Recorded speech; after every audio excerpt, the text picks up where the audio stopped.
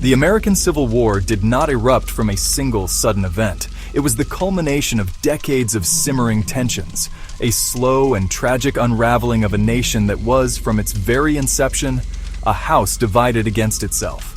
The core of this division, the central unavoidable issue, was the institution of human slavery. By the mid-19th century, two distinct societies had taken root within the United States. The North was rapidly industrializing, its economy driven by factories, commerce, and a growing immigrant population that worked for wages. In stark contrast, the South remained overwhelmingly agrarian. Its economy and its entire social structure built upon a foundation of enslaved African Americans. The immense wealth generated by cotton, tobacco, rice was inextricably linked to the forced labor of millions. For many in the South, this was not merely an economic system. It was a way of life, a social hierarchy they believed was divinely ordained and essential for their prosperity and security. This fundamental difference created a chasm between the two regions, making compromise increasingly difficult and conflict almost inevitable. The United States was growing, but it was growing apart. The political arena became the battleground for these opposing worldviews. The concept of states' rights became a powerful rallying cry for the South. They viewed any attempt by the North to limit the expansion of slavery into new Western territories as an existential threat. This political friction was intensified by a deep cultural and ideological divide. Abolitionists in the North, once a radical fringe, grew in number and influence. Figures like Frederick Douglass, a formerly enslaved man turned powerful orator, and Harriet Beecher Stowe, whose novel Uncle Tom's Cabin humanized the suffering of the enslaved for millions, galvanized Northern sentiment. In the South, a defensive posture hardened into a fierce, almost militant pride. They saw the North not as countrymen with a different opinion, but as aggressive meddling fanatics intent on destroying their society. The election of Abraham Lincoln in 1860, a man from a party explicitly opposed to the expansion of slavery, was the final straw. For the seceding states, it was proof that their voice was lost, their way of life doomed within the Union. The stage was set for the bloodiest conflict in American history. The first shots of the American Civil War were fired not in a great battle, but at a federal fort in the harbor of Charleston, South Carolina. It was a moment of profound and terrible decision. For the Confederacy, it was an intolerable symbol of federal authority. For Lincoln, abandoning it would recognize Confederate legitimacy. Lincoln chose not to reinforce with weapons. He sent only provisions, food for the hungry soldiers. They chose a third path. On the morning of April 12, 1861, Confederate cannons under General P.G.T. Beauregard opened bombardment on Fort Sumter. The sound echoed across the water. The time for talk was over. They endured 34 hours of shelling, returning fire as best they could. On April 14th, Major Anderson surrendered.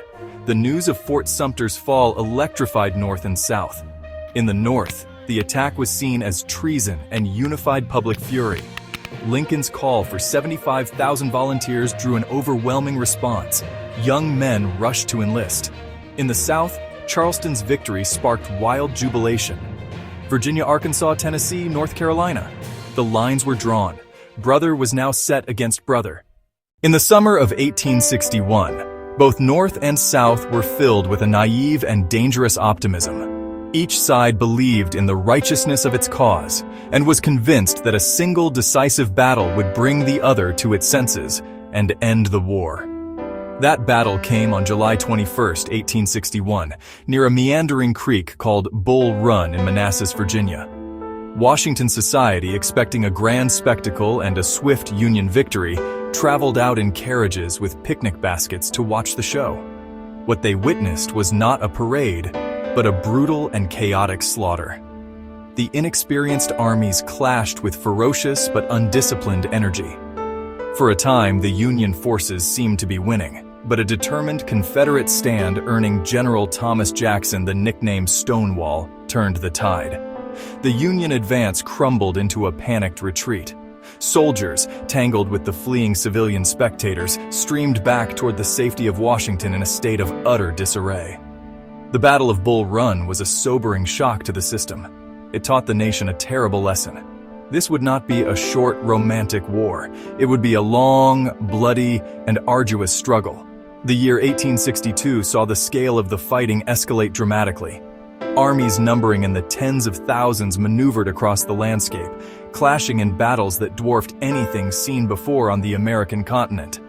In the West, the Battle of Shiloh in Tennessee, fought in April, raged for 2 days through dense woods and tangled thickets. The Union commander, Ulysses S. Grant, was caught by surprise but managed to rally his forces and drive the Confederates from the field. The victory came at a staggering price. The battle produced more than 23,000 casualties, a number greater than all of America's previous wars combined. Then, in September of that same year, Confederate General Robert E. Lee crossed the Potomac River into Maryland. He was met by the Union Army of the Potomac at Antietam Creek. The resulting battle, fought on September 17, 1862, remains the single bloodiest day in American history. In about 12 hours of savage combat, in a cornfield, along a sunken road, and at a stone bridge, some 23,000 men fell. Lee's battered army was forced to retreat back to Virginia, his invasion thwarted. The battle was technically a draw, but for the North, it was the strategic victory President Lincoln had been desperately waiting for. It would change the very purpose of the war.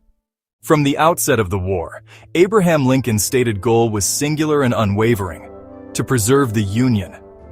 He understood that to declare the war a crusade against slavery at the beginning would have been politically disastrous, likely driving the crucial border states into the arms of the Confederacy. He moved with caution, insisting that the conflict was a rebellion to be suppressed, not a revolution to be ignited. But as the war deepened, as the casualty lists grew longer, as enslaved people fled to Union lines in a mass exodus, the moral and military logic of confronting slavery directly became undeniable. The strategic victory at Antietam provided Lincoln the political opening he needed. 5 days after the battle, on September 22, 1862, he issued the preliminary Emancipation Proclamation. It declared that as of January 1, 1863, all enslaved persons in any state still in active rebellion shall be thenceforward, and forever free. Critics were quick to point out it freed slaves only where the Union had no power to enforce it. But they missed the larger point. The Emancipation Proclamation was a revolutionary act that fundamentally transformed the character of the Civil War. It turned a war for union into a war for freedom. The proclamation also had immense diplomatic importance, making it virtually impossible for anti-slavery nations like Great Britain and France to intervene on behalf of the Confederacy. And perhaps most powerfully, it authorized the recruitment of African American men into the Union Army and Navy.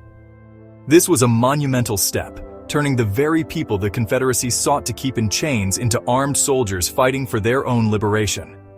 By the end of the war, nearly 200,000 African Americans would serve in the U.S. Armed Forces. They fought with incredible courage and distinction in battles like Fort Wagner, Port Hudson, the Crater, often facing fiercer resistance and the threat of execution or enslavement if captured.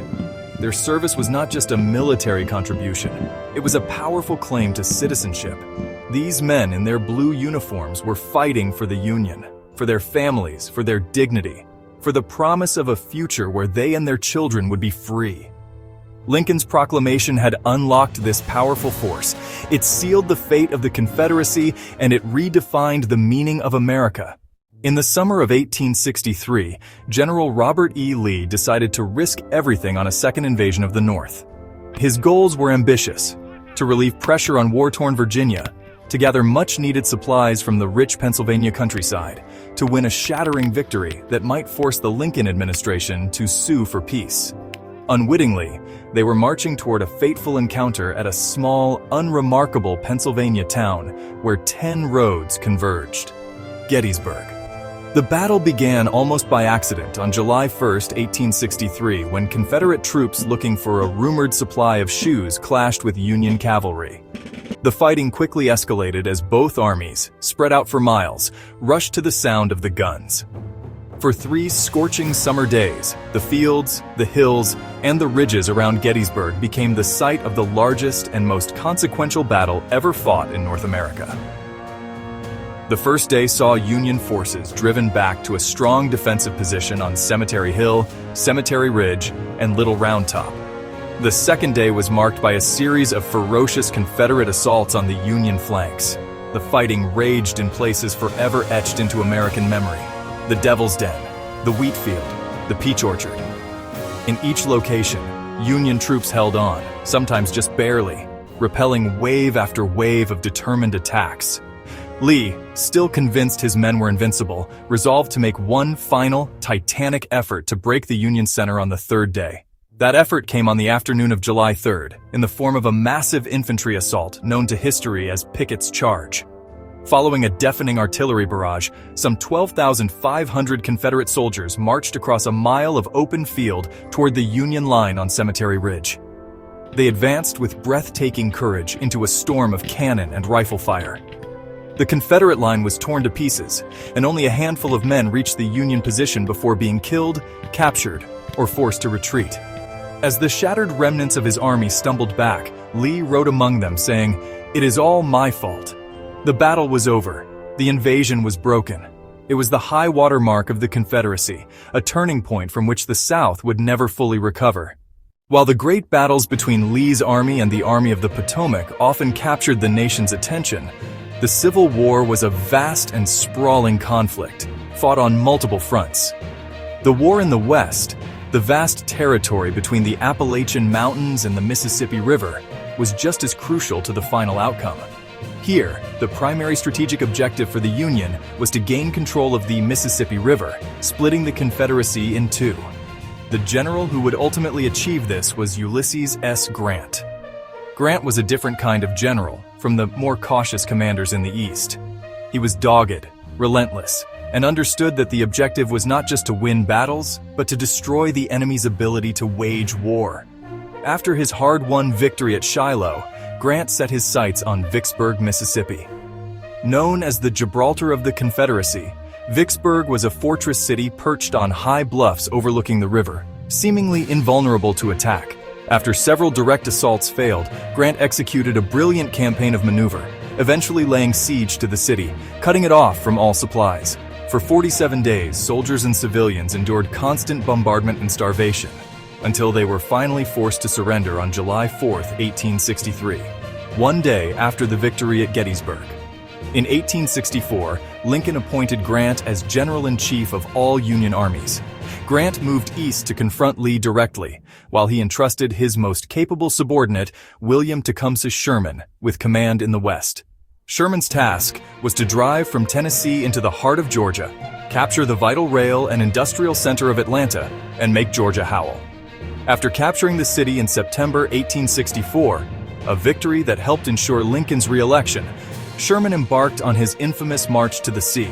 His army of 60,000 men cut a 60-mile-wide swath of destruction from Atlanta to Savannah, living off the land and systematically destroying railroads, factories, cotton gins, and any other infrastructure that could support the Confederate war effort. The march was intended to be psychological as much as physical, to demonstrate to the Southern people that their government could no longer protect them. It was a harsh and brutal strategy, but it crippled the Confederacy's ability to supply its armies and hastened the end of the war.